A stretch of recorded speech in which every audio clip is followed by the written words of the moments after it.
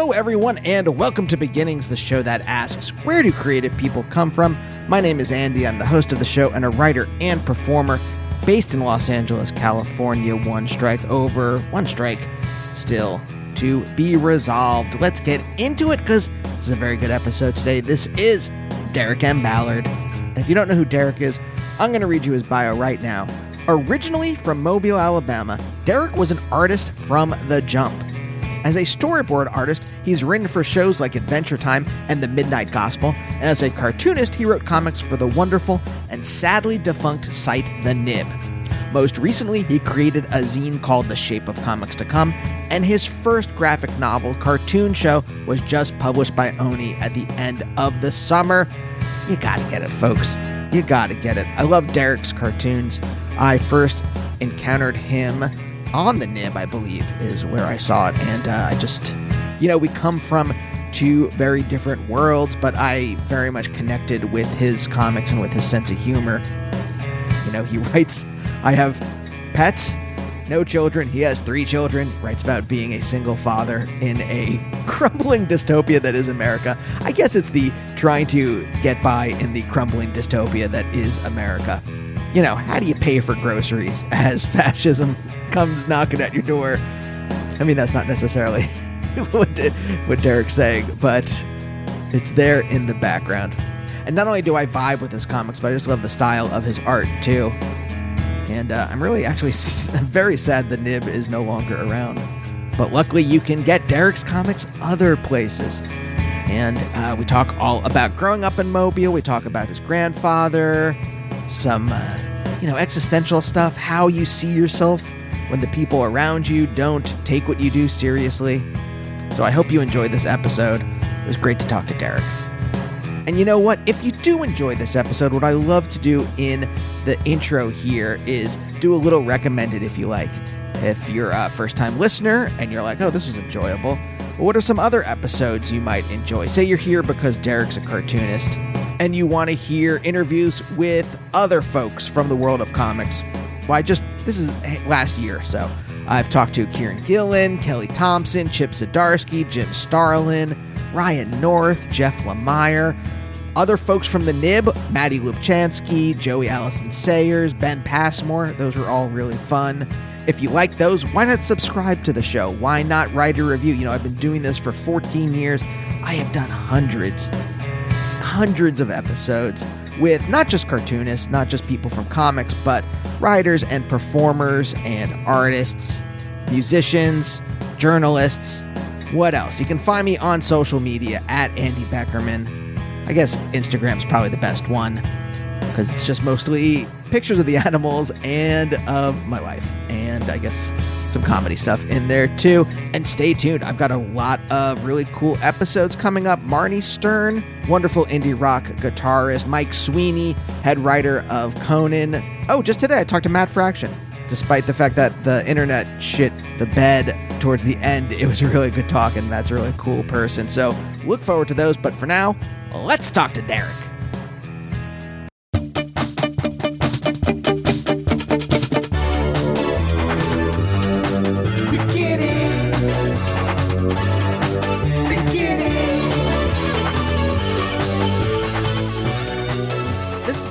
This is when the pandemic started. I realized a lot of things about just how, in your life, when you have so much stuff to do, you basically just do what you can. It's all triage. When you become an adult, it's all triage. And you have kids, so I'm sure it's even more triage than my life.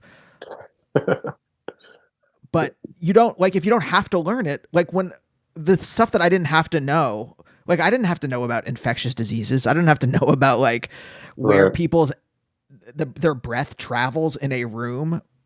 And then I had to learn all this shit to stay healthy. And so it's just like pre-March 2020, I didn't know anything like that. So you adapt, you learn what you have to. So you've never had to bother with the audio. Like me as a comedian, I've had to tape audio stuff before. I've had to tape my wife doing stand-up, or I had an idea, and so I have to say it into the thing while I'm walking the dog. I like that. It's all triage. That's very accurate.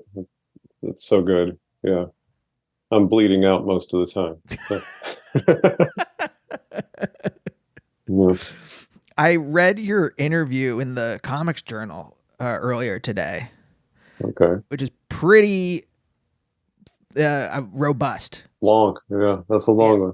Yeah, no, it's great, but it also like it crosses over with a lot of the stuff that I like to talk about. So I'm just like, I don't want to make you repeat yourself with some things when I'm trying to think about like with the thumbnail sketch. Like you grew up in Mobile, Right. Alabama. Right. Right. Mobile, Alabama.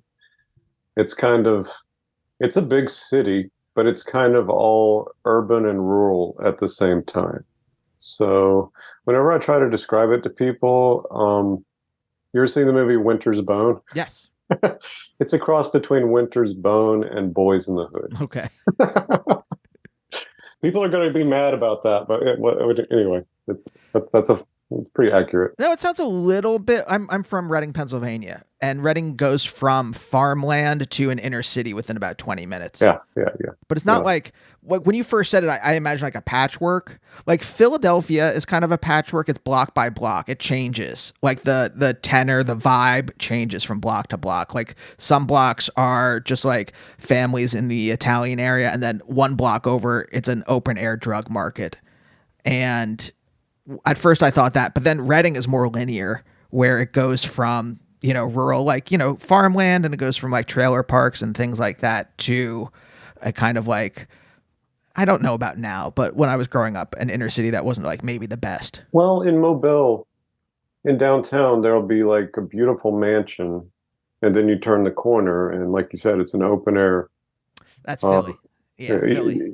Yeah, but then you drive 20 minutes in one direction, and then it's like trailer parks, and then they have their open air drug market. Depending on what drug you want for the day, you can go to the county or you can go in the city. Sure. It's very convenient. So what's county? More like Oxy, and then city is more like heroin or crack or something like that? I think it's probably changed by now, but back in the day, it was crack in the city and meth in the county. Uh-huh.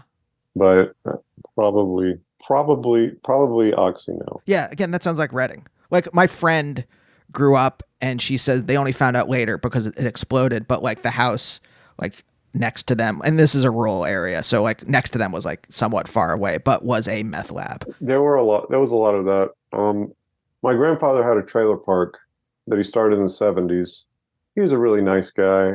I always describe him as he was a Pentecostal minister, but he had the trailer park, but he was like a hardcore leftist, like it used to be, from my experience. And he would always debate his friends, and they're like, "We can't beat him. He's right about that," citing scripture and stuff. But in the trailer park, he would like back in the 80s, there would be a family, and the dad's a drunk, and so he would let them live there, and they could pay what they could. But as it progressed into the 90s, he didn't understand. Like he and my grandmother, they couldn't see like the difference between an alcoholic and people cooking meth in the trailers. And then the trailers started exploding, and it was just a mess. So it was very sad, but also just terrifying, right? And police didn't come out there for that. No. So, wow, what a dark place we're in. Okay, well, let's walk into the light a little bit. How did your grandfather become a Pentecostal minister? Did he have a calling? Was it just a thing to do? Yeah, he actually went to seminary school, I think, in the 40s in Texas. That's as much as I know. But the whole family was in the church, and when I grew up in the church, it was just union families, and they worked downtown at the factory, and they're in church on the weekend. But as the years have gone by, that it's everything's totally different and kind of unrecognizable to me now. I don't, because I'm Jewish, so that's the thing. This is where our stories diverge. Where I don't, and I grew up Reform and pretty. I wouldn't say secular. Well, I would say I was secular. My parents are fairly religious, but I don't think I have whatever that thing is in other people that connects them to the divine. So this is all whenever I talk to someone who's who is either had a calling themselves or had a relative. It's very fascinating to me to hear about. Well, see, I'm like a secular guy too. But when I was a kid, union families, definitely more leftist leaning church.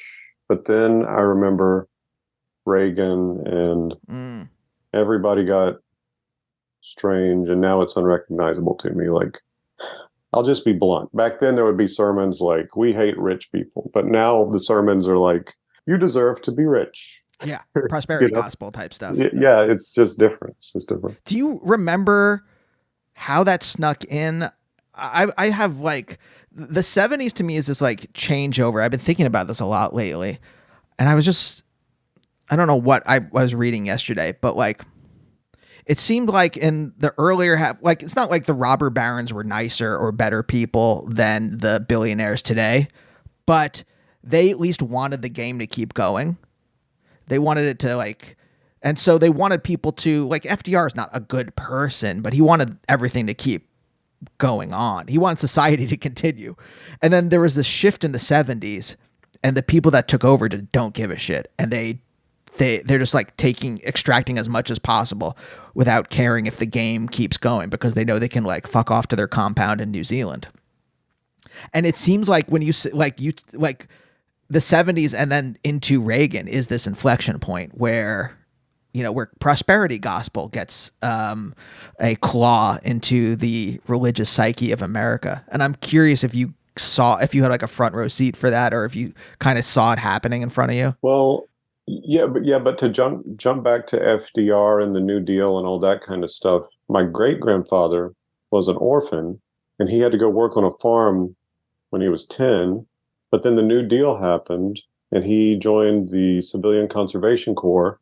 Cool. He was able to buy land and a house for his family and all that kind of stuff. So that was a cool thing. Yeah, for sure. And they wanted, like you said, they wanted to keep it going. And, you know, arts back then were supported just outright because it was a matter of patriotism, you know, like screw the Nazis.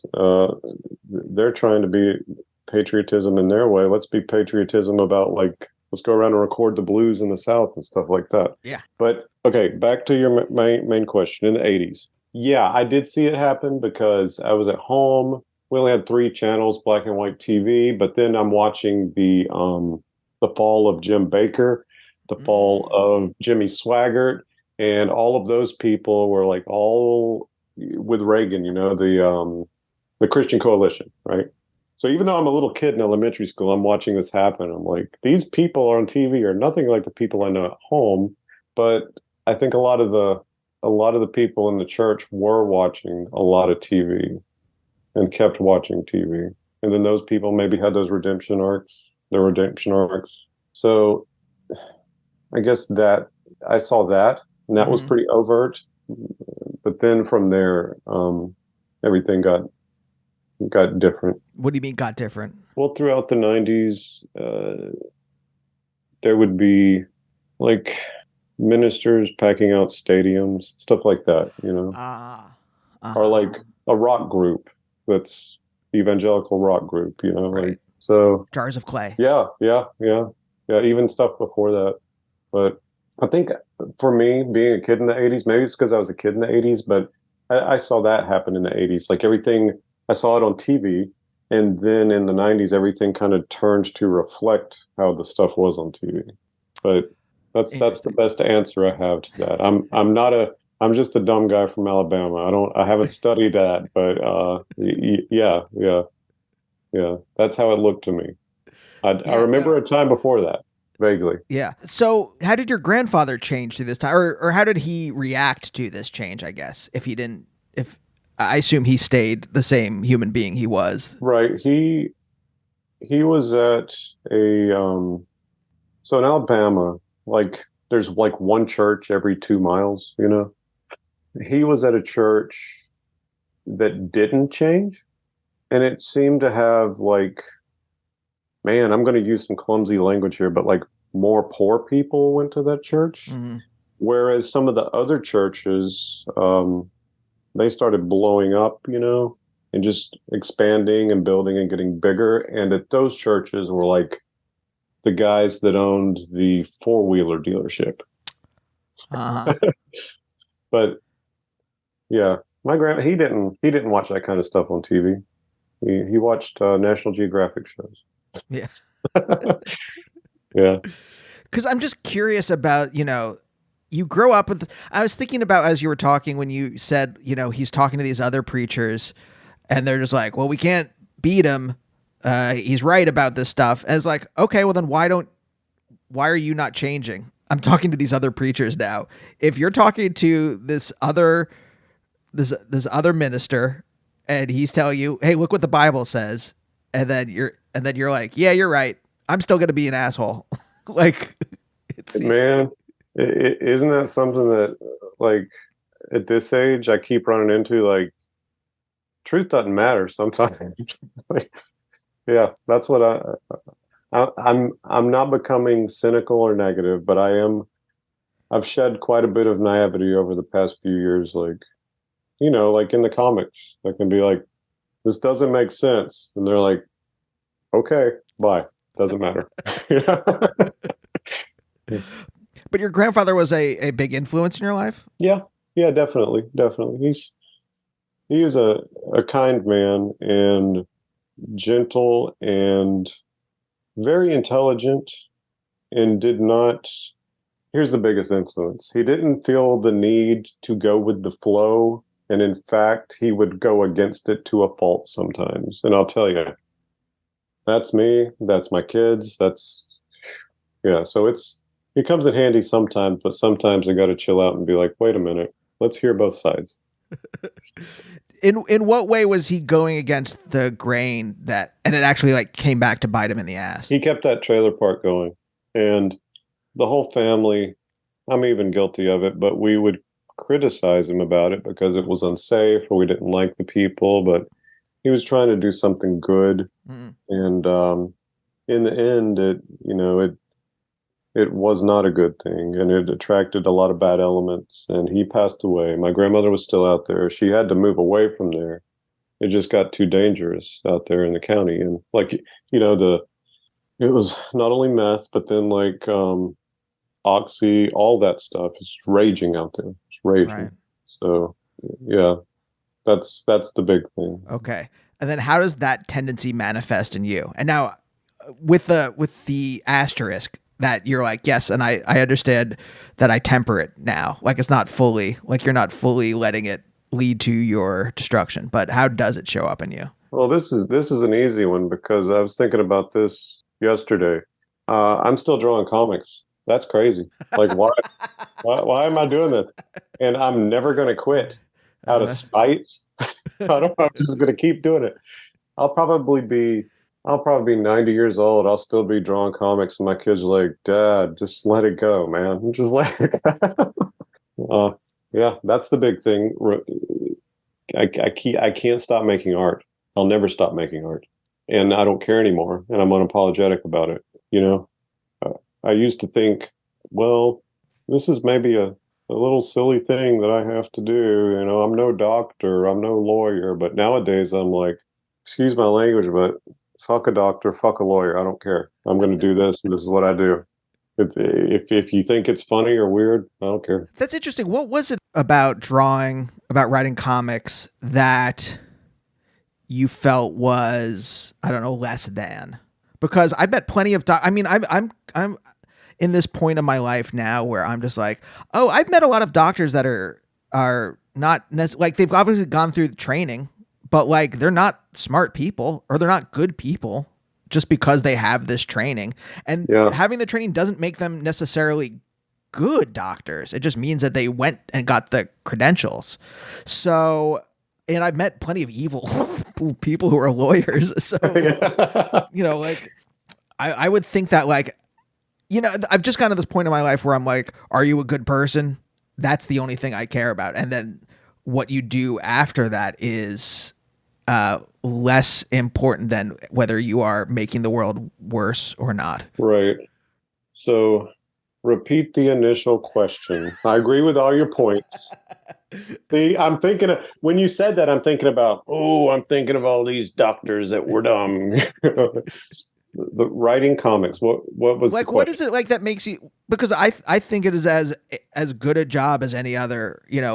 As good a Right. Okay. artistic pursuit, as good as anything else that anyone can do on this earth with their limited time. Okay. So I come from a blue collar background, and I've internalized a ton of that stuff. And when I was a young man, I would work at the shipyard. I'd work as a machinist. I'd work construction work because I just felt this guilt in myself, right? Mm-hmm.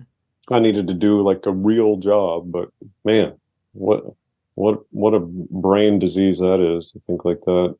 So comics, it took me a long time to be okay with being a grown man that draws cartoons, Mm-hmm. right?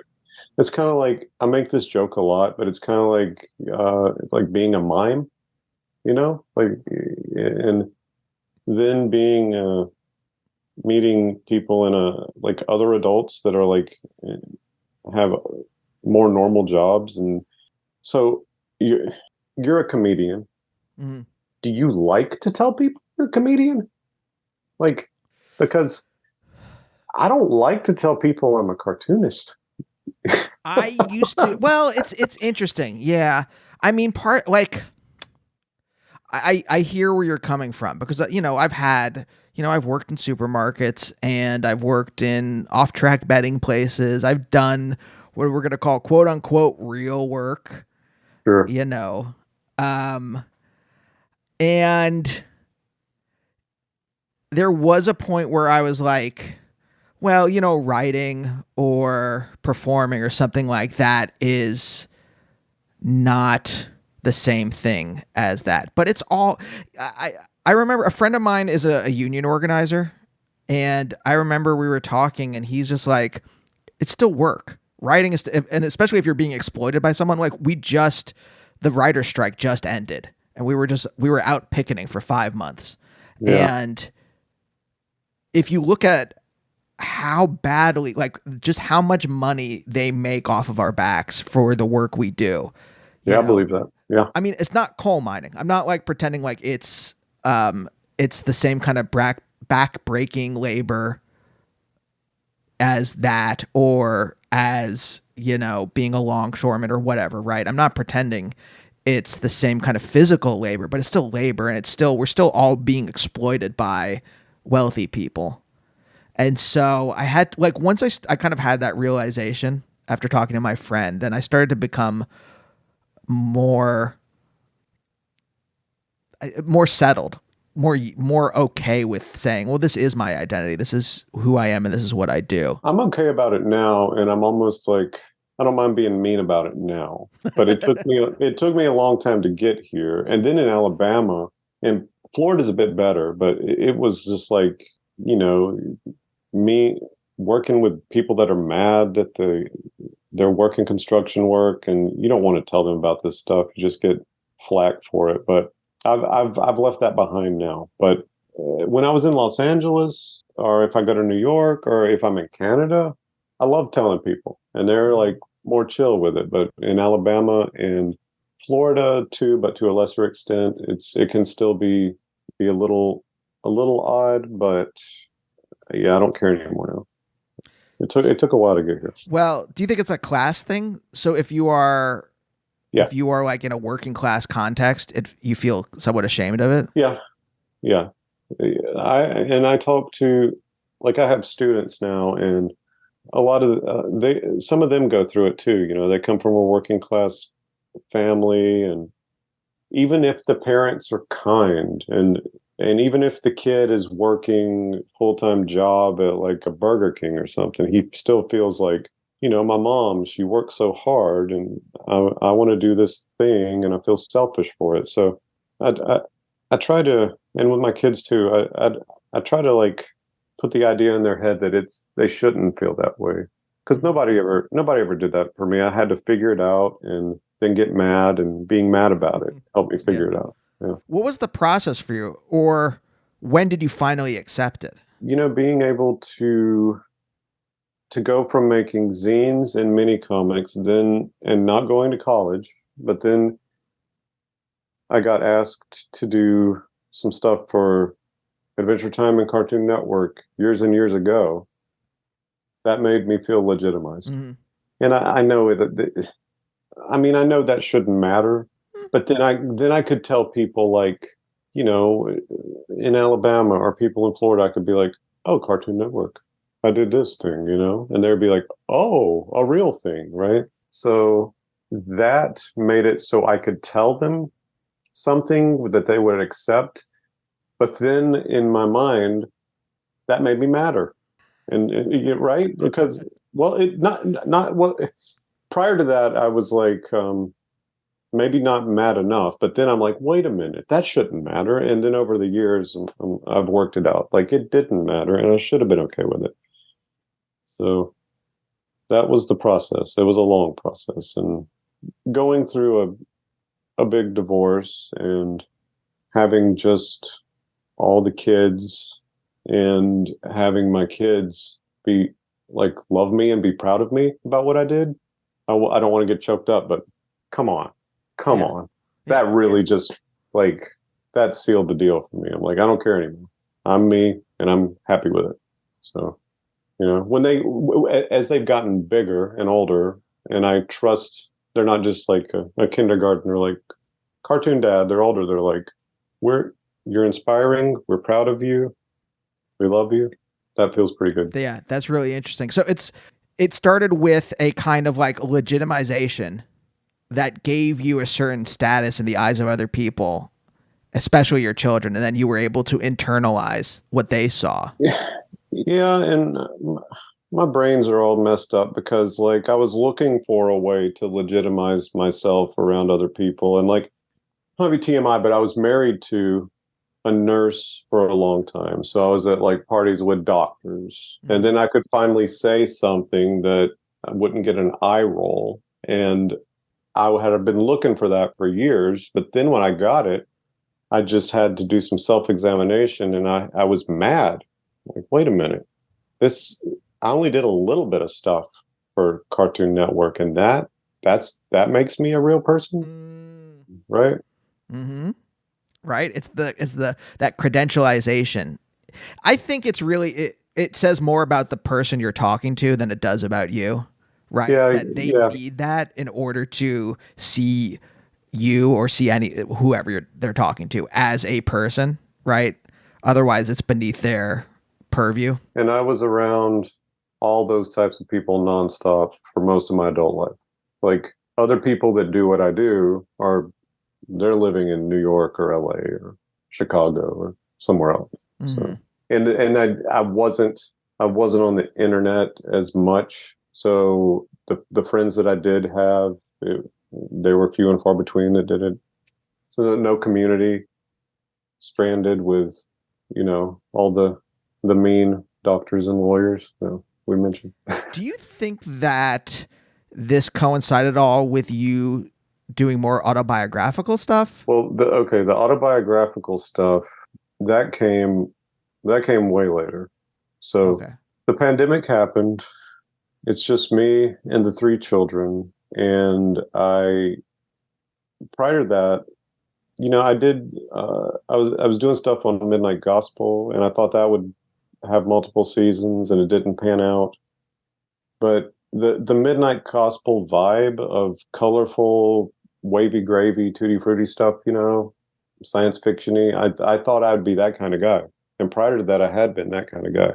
But that ended. The pandemic happened, and I had kids at home in Zoom school that I had to like bring the hammer down, like stay online and don't fall asleep. And you get paid nothing for that. Right. There's no pause in any of the bills here in Florida. And I was just like getting crushed. The kids were in and out of the hospital with COVID. And it was one day, you know, I'm in here, I'm doing dishes and like I'm always doing, it seems like. And I just thought, I have to quit. I have to quit. I have to put it to the side or just quit trying to make comics and cartoons anymore. I have to quit. Or I could just have some copier paper and some pencils laying around the house. And like, you know, when you draw in a phone book, when you're on the phone, I could keep my hand moving. Maybe I could be okay with that. Right. And that's how the autobiographical stuff started. Uh-huh. I was just like, I needed to vent, and I was just scribbling it on scratch paper, and then I started posting it on Instagram because I was trying to give my day some structure, Like I'd post what I'd scribbled, I'd run in there and make sure this one was awake and had breakfast and was logging into this Zoom, and I'd come back in here and go clean this and dog poop and lunch and yeah. Yeah. So it was almost like, not to like go back to the beginning again, but it was almost like a thing that out of necessity in your life, like out of existential necessity, like you still have this compulsion in you, but you're just not sure about it anymore, or like what to do or how to do it. And it's just kind of like you start drawing what's happening around you. Right. Right. I just can't stop drawing. I'm just not going to. And there were times, like I said, in the pandemic, I thought maybe I have to make the choice to quit. I'm not in control. It's just going to happen. And there were times in my 20s and 30s where I was working so much, I was like, I'll never be able to draw again. How silly is that? I can't stop. For better or for worse, I can't stop. So, but the scribbly stuff now where I'm just writing down things that happen and maybe trying to be funny and insert like sound effects or a fart sound. Man, I don't want to stop doing this. I'm happy. I'm happy with this. Yeah. I wonder if this is all conjecture, but I wonder, tell me if this feels anywhere in the ballpark correct, that if you hadn't had that kind of, I don't know about epiphany, but like if you hadn't settled into yourself, I wonder if that opened a door to eventually like be okay with drawing yourself. I only say this because I think about like people who turn themselves into an icon and how that like, how, because like sometimes we'll have like, my wife and I do a podcast and like people do fan art of us, or, we'll pay someone to draw something for, like we need a poster or something like that. And it's always interesting to me to see myself as a cartoon, and I'm not sure what it does to me, but it does something. I just haven't, that's why I'm asking you, as someone who does it often, do you notice how, has it changed you or anything? I've always probably been maybe too self-aware, and even as a small child, very introspective. But it's led me through some hard times. It's made some things harder, but now it feels good. But you're making the point where, like, way back in my 30s, me making that realization where I was mad. First, I was glad that I could say that. Then I was mad because I started thinking about it. And the ability, I'm jumbling my words here, but the ability to observe myself outside of myself, I do it maybe too much. I think I've got it reined in now, but it's led me here. It's been helpful. And drawing myself in kind of a deprecating, funny way, but saying what I want to say and when I need to be heard, and making myself look like a stretched out ostrich. It all ties together. It really does. There have been many times in my life where, speaking of seeing myself outside of myself, let's see if I can say this in an understandable way. Many times where I found myself suffering, and you're just a raw nerve and you're hurting. Mm-hmm. I always had the ability, like, even when I had like a stomach virus or something when I was a kid, I had the ability to be like, well, here's the logical me. I know that you're hurting, but this is going to end, right? Right. That's saved my butt a million times.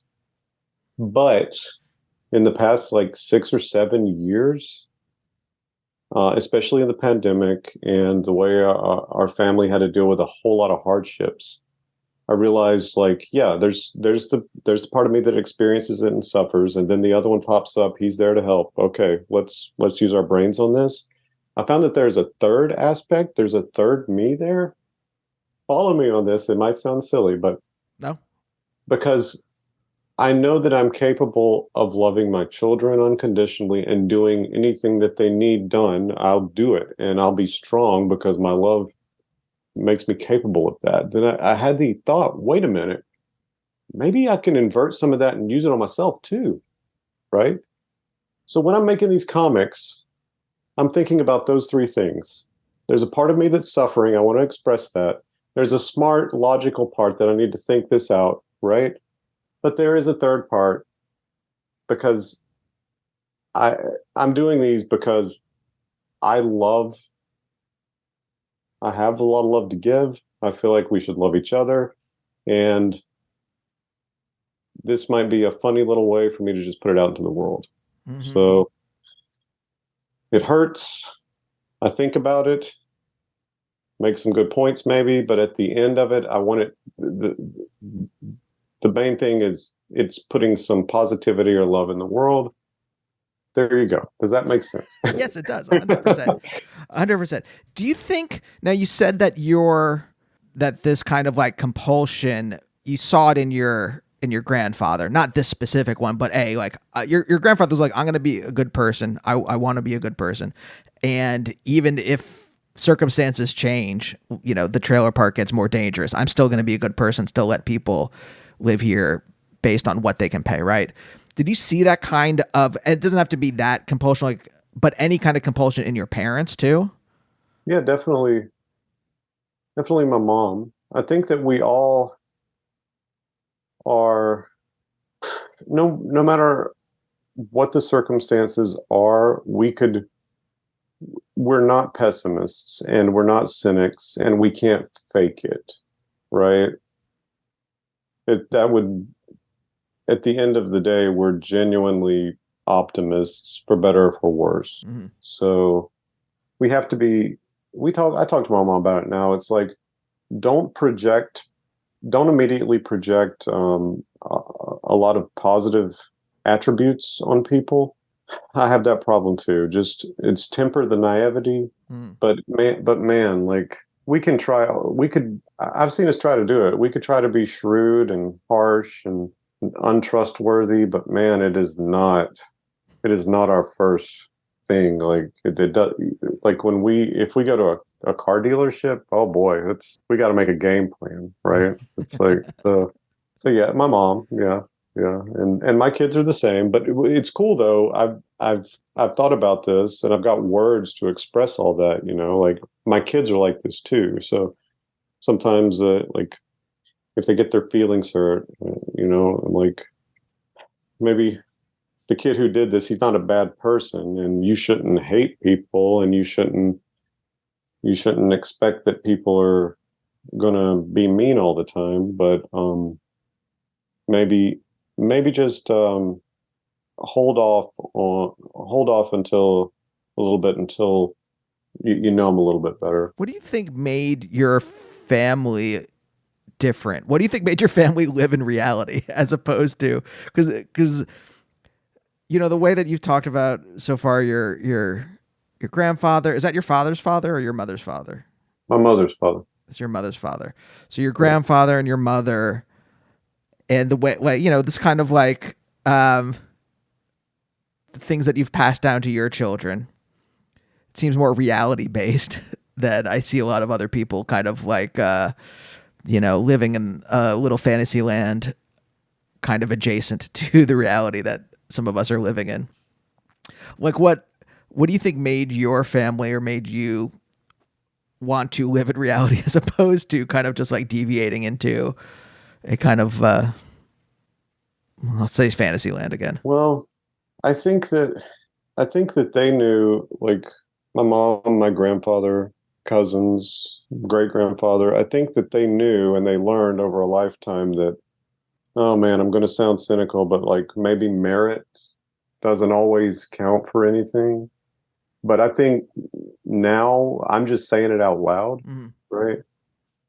And because inevitably, like I've watched generations of my family work hard their whole life have a little bit of savings, and then it becomes the end of their life, and then we use their savings to take care of them until they pass away, and and then there's nothing left, right?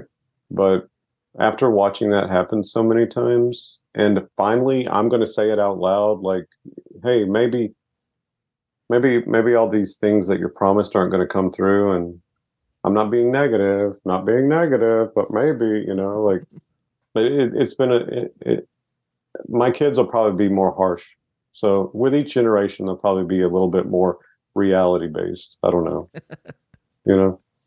Yeah, I've they've all worked so hard, and then at the end, like what's left? What did they get? You Yeah. know, Yeah, for sure. it's that old cliche for the definition of insanity. Right. So I know. I think like I was this is why I brought this up because I think I had the same kind of compulsion to write, to do comedy that you had to make comics. And I don't think I don't think I thought about this. I was always kind of like a little closed off from my own feelings and thoughts up until like my late 30s or my late 20s. And so I don't think I articulated this, but I saw my parents do all the things that they were supposed to do. And then, my mom was she's a high school English teacher, or before she uh, retired, she was. And she was great at it. And she had very high standards. And the school was like, you got to lower your standards. And she's like, well, no, if they don't do the work, I'm not going to pass them. And they're like, and so instead of rewarding her for having high standards, they moved her to the program where kids got kicked out for being delinquents wow. as a punishment for her. Or like my dad who, did all the right things, and then the crash in 2008, kind of destroyed his retirement fund. Yeah. Yeah. And again, I didn't articulate this stuff. This isn't why I wanted to do the things I want to do, but it's all happening there and all kind of like nudging, even though I'm not articulating it, I'm not thinking it, it's all nudging me in a different direction from that. Well, fine. Yeah. Finally now I realize, like even I think finally now I see that none of that stuff paid off for those folks. It used to. It Right. used to. Right.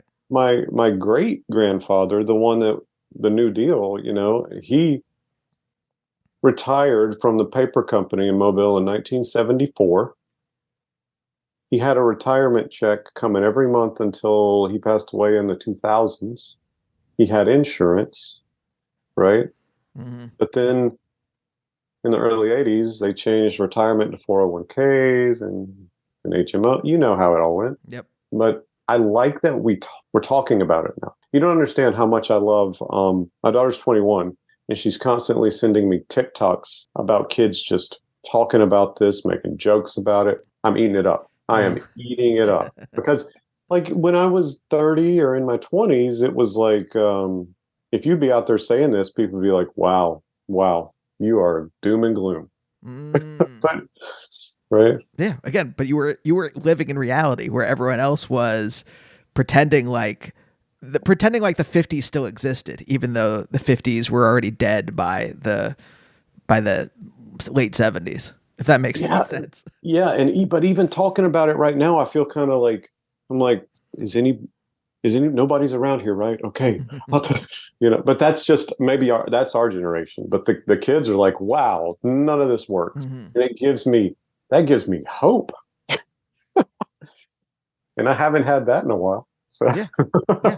Were your parents political at all? Did they talk about these kinds of things? no, no, no. But my dad was always in the union, and the union changed in the 90s, but in the 80s, we could go to the doctor, help us buy a house, buy a car. Every year, the union would send me Christmas gifts. It was pretty neat. I mean, we lived in a little trailer at the end of a dirt road, but they would send me Christmas gifts, and they were pretty cool gifts. like a boomerang or something. Really?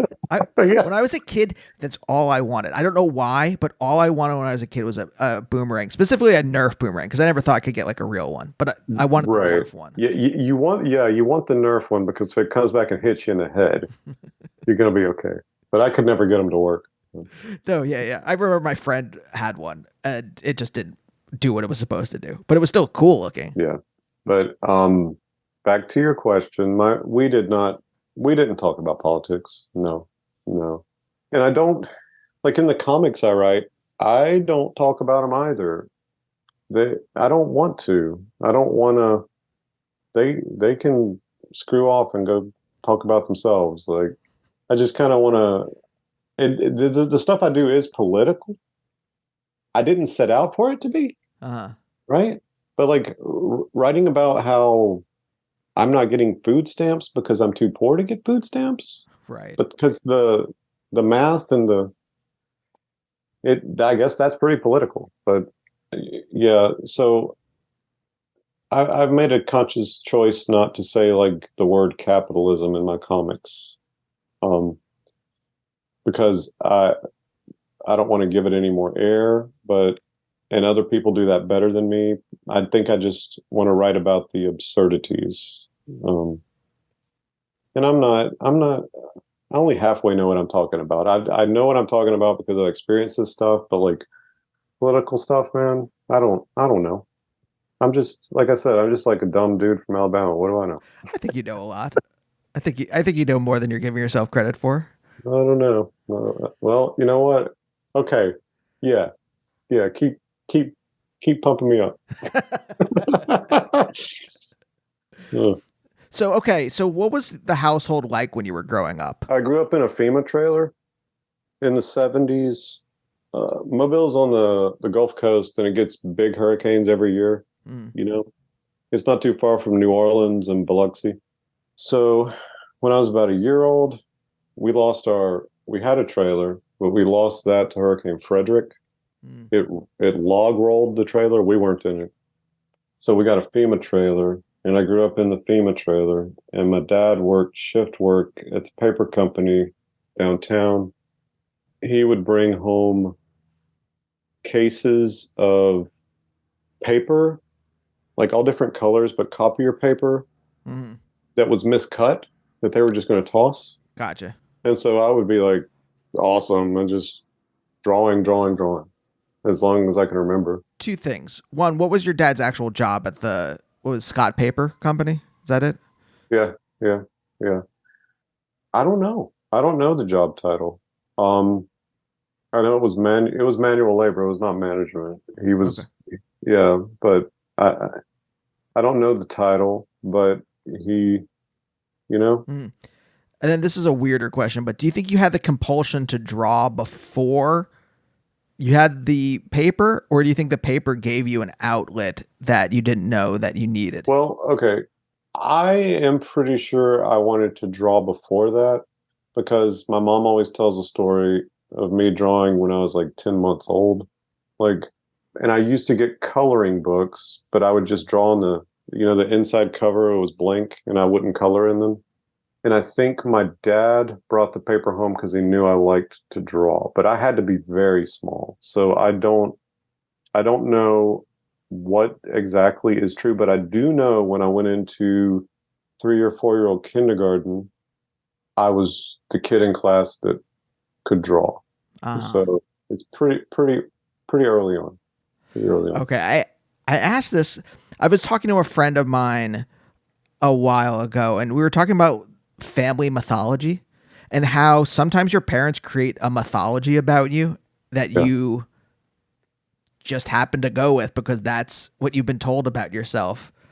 Do you think there was any, like your mom saying that you were an artist or saying that, oh, Derek's the one that draws? Do you think that had any influence on you?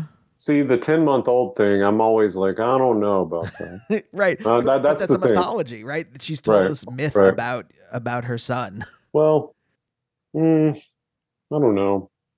I was I was winning poster contests at different churches in kindergarten. I remember that. No, I liked to draw, but the 10-month-old thing, I don't know about that. I don't know about that, but no, Yeah. I always did. Do you know when it became a compulsion? Like, and when I say compulsion, I mean like when you're doing it, even if you're not necessarily enjoying it, you just kind of have to. As long as I can remember. As long as I can remember. But was it enjoyable at the same time, or did it take on that compulsion type thing? I guess that's what I'm trying to figure out the kind of nuances of it. Is it just a, like, I need to do this regardless of whether it feels good, or I need to do this because it feels good? It feels good. I love doing it. When it feels bad is when I feel guilty because I'm not doing it, which I've worked through that. That's that thing about, I had to learn to love myself more. Part of that was being patient with myself. And there were times when I was taking care of kids when they were little. I'm like, I haven't drawn in months. I'm never going to draw again. And that's when the compulsive thoughts, that's when it feels bad, when I'm like beating myself up. But I've I've spent a lot of time working through that. I don't feel like that anymore. But that's the only time it feels bad. Has a compulsion manifest itself in other parts of your life, whether, it's any other kind of like artistic pursuit or just like any other part of your life? Have you felt like that same kind of compulsion to do whatever? Yeah, I would not say that I'm OCD, but once I set my mind up to do something, I'm going to do it forever. Like, okay, when I was like 19 or 20, I became a vegetarian. I'm still a vegetarian. I'm almost 46. And the honest reason I became a vegetarian was because there was a girl I liked who was vegetarian. And she said, I'd like you better if you were a vegetarian. And I was like, I'm a vegetarian now. Like a year later, she was not a vegetarian.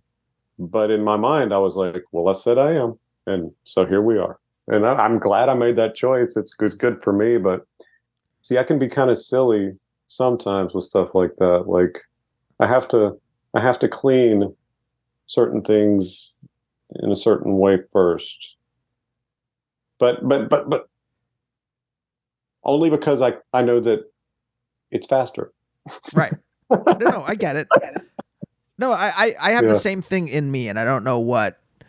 I haven't really done much to interrogate it. I just know it's there. Well, if you can flip the script on it and like instead of it being like maybe when I was a kid, sometimes it would be bad things, bad habits. If you can just flip the script and be like, okay, I'm going to do this good thing forever, and I have to. There you go. You hacked yourself. Do you know what it is? Actually, as we're talking, there's a kind of like a defiance, like a shouting into the void of existence, where it's Oh just yeah. like you don't get to define me. I get to define me. And if I Oh yeah. define me, then I'm if I know who I am, then that's what I am forever. So it just continues on. Does that Oh, make see, sense? I love that. That's perfect. I love that so much. Yeah, that is me to a T. Yeah, there you go. Yeah. Yeah, because it seems like that's the thing that's the connective tissue in your family, and also in the way that you said you defined who you were. It's just like a kind of like this. I, I'm not letting you say who I am. I'm not letting you doctor. You know, You, yeah, around that's a good around my point. at my ex-wife's work party, tell me who I am. That is a really good point, and I have not put that together the same way that you did until now. So thank you for that. Yeah, Sure. damn, that's a good point. Right, right, right. Sure. In this show, you guys get all my guests get like some kind of cast off from my decade of therapy. I'm like, Man, that's good though. That's good. Yeah, yeah, uh, yeah. Derek, I don't want to take any more of your time, but thank you so much for joining me. It was such a delight to talk to you. Well, thank you so much.